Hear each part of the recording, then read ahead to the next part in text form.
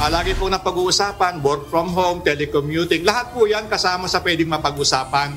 Nagpulong ngayong araw ang Department of Transportation, Department of Labor and Employment, Department of Public Works and Highways, Metropolitan Manila Development Authority kasama ang iba't ibang employers organization upang talakayin ang nalalapit na EDSA rebuild.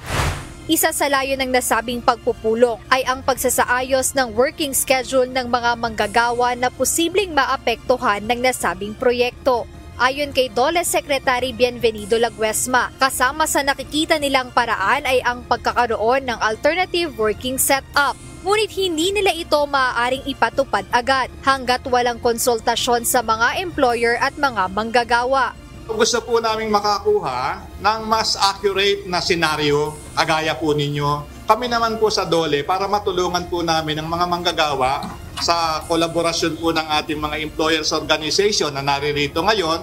Ano bang klase pong modus vivendi o arrangement magiging mutually beneficial po, hindi makakapinsala sa pagpapatuloy ng negosyo, pero na matiyak din po na hindi rin mapipinsala ang ating mga manggagawa.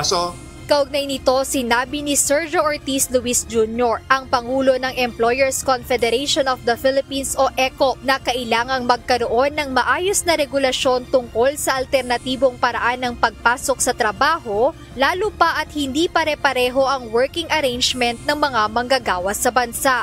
Ano ba yung mga pwedeng gawin natin para ma-adjust yung time or working arrangement? Dahil karamihan dyan will have to be affected by certain laws.